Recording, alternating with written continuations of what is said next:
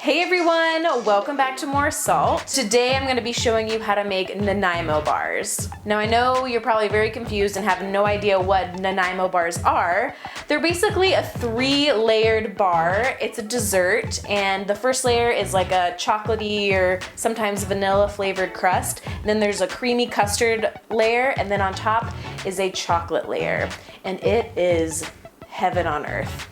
I had my first Nanaimo bar recently this past Christmas in Orlando at a little restaurant called Market on South. It's an all-vegan restaurant, and I was blown away. So I knew that I had to figure out how to recreate it myself. So with a little help of Google and the website onegreenplanet.org, I managed to figure out a recipe for Nanaimo bars. Now this is my first time making this recipe, and so this is kind of a first impression recipe, and I gotta tell you, it's not as good as the ones on Market on South, but you know what? I did my best. I tweaked the recipe a little bit here and there to make it more of my taste. They're delicious nonetheless. And instead of making them into bars, I made them into little personalized circular bites, and they're really good. This recipe has no baking involved. It's super easy. As long as you have a food processor and some sort of high-speed blender, you will be a-okay, good to go. So are you ready to have your world rocked? All right, let's get started. So for the base layer, you're going to need 1/4 cup of almonds, 1/2 cup of walnuts, 1/2 cup of pecans, and then you're gonna process those until they're really finely ground. Next up, you're gonna add 1 cup of pitted soft mejool dates, 1/2 cup of cocoa powder, 1 cup of shredded coconut, and a pinch of salt. And you're just gonna continue to pulse until everything comes together. So next you're going to form your crust. Now I used a muffin tin. You can use just a normal baking dish and do it that way. It's just gonna be a little bit hard to cut at the end because the chocolate gets kind of hard because we have to put it in the freezer to finish. So I recommend doing it this way just because it's easier and you don't have to worry about cutting it and messing it up and making it look gross. I just find this to be a lot easier when making these bars at home. So in order to make things even more easy, I like to cut parchment paper into strips so that when we form the Nanaimo bars in the muffin tins, they're really easy to lift out. It's probably the most annoying part about this recipe, and it takes an extra 5 minutes, but in the end, it will make your life a little bit easier.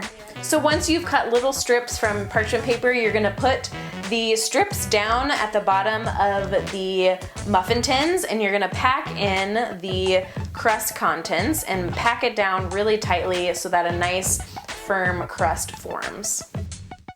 So after all your crusts are good to go, you can put the muffin tin in the freezer and let it chill for about 10 to 15 minutes while you make this next layer. So for the filling, you will need 1 cup of soaked cashews, 1/4 cup plus 2 tablespoons of coconut oil, and 3 tablespoons of maple syrup. All you have to do after you have all your ingredients for the filling in your blender is just to blend until silky smooth. So like I said earlier, this was the first time I was making this recipe, so as I was going, I noticed that I wanted to make a few changes. So I added about 5 more dates into the filling mixture, and I also added some vanilla extract just to bring out the flavors a little more and adjust the consistency. So once your filling is done blending, you're gonna take out your muffin tin from the freezer and put a layer of filling on top of each of the crusts.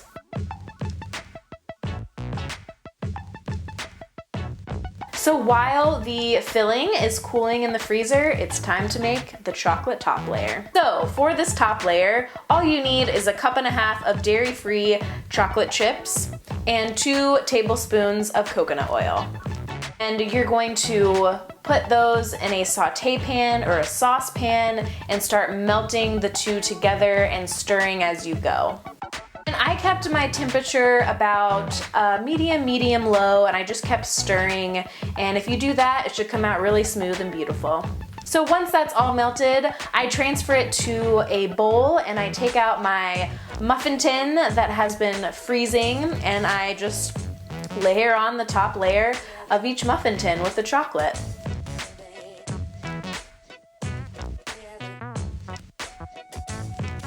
Actually had a little bit left over from the crust layer, so I just sprinkled a little bit of that on top, because why not? And you guessed it, you're gonna put those babies right back in the freezer until the chocolate is hardened and ready to go. After about 15 to 20 minutes, your Nanaimo bite should be good to go.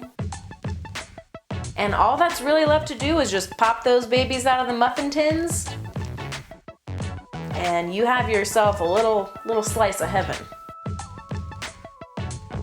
I definitely recommend making these this Valentine's Day for your sweetie, your honey, your love bug.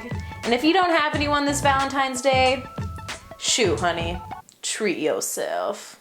If you make these, don't forget to snap a pic and tag me in it. My Instagram handle is @MoreSaltPlease. I love you all so much, and I will see you in the next one. Don't forget to take care of yourself this week and eat good food, and I will see you in the next one. Bye!